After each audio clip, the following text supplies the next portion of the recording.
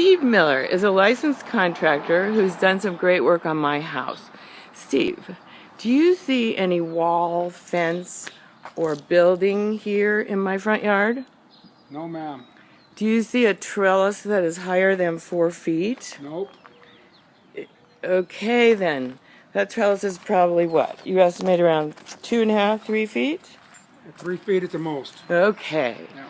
So then when you were working on my house last spring, what did you find up on the roof that was threatening my stability of my home?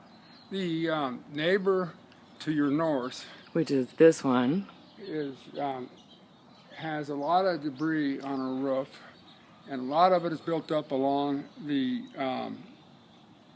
parapet wall that separates the two homes, and it's laying there, and it's causing her roof to be damaged, which at some point in time, if it stays that way, will cause water damage, and it could leak through the wall into your home.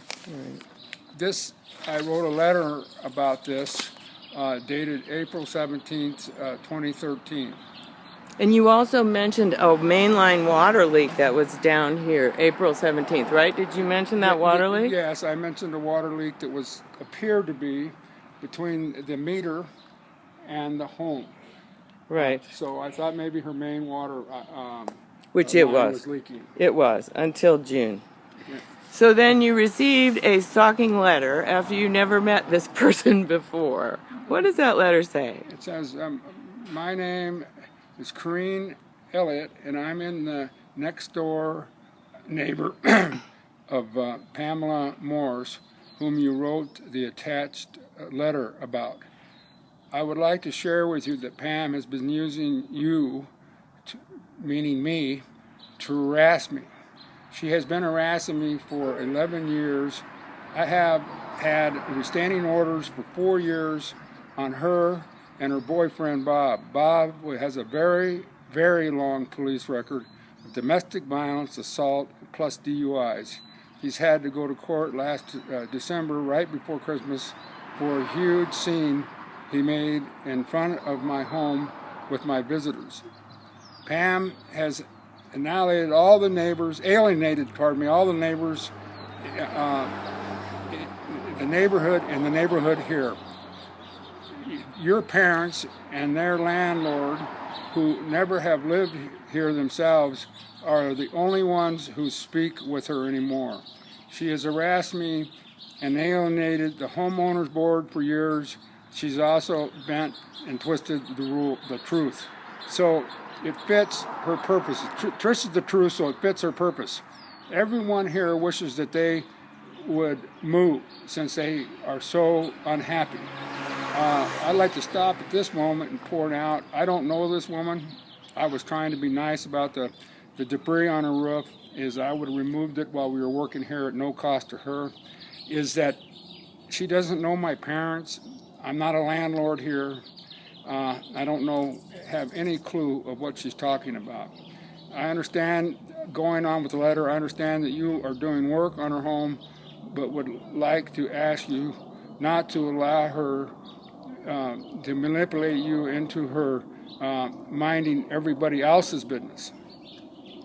I'm bound by the Registrar of Contractors due to my license to point out any dangerous situations or Potential damage. Preventive damage to people's homes if I see it.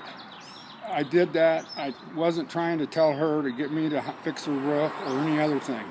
I just want to let my client know that there was a potential problem down the road if this debris buildup continued. Part of her letter states at the end that please tell your parents to be careful. I don't know, that sounds like a threat to me. Pam will use people until she doesn't need them anymore. Then she will try to destroy them in one way or another with words or emails. She is famous for that in our little community. Your parents seem like really dear people. Again, they're not my parents. I don't even know the people. If you would like to talk with me, I have added my phone number. Afternoons and evenings are the best. Many blessings to you and your family, Corrine. But you didn't read the part about how she fed 10,000 people.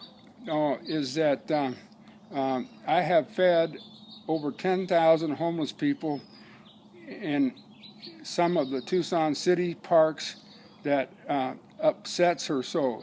She tries to make everyone believe that I'm bringing the homeless to my house, which is absolutely not true. I just cook the meals for them.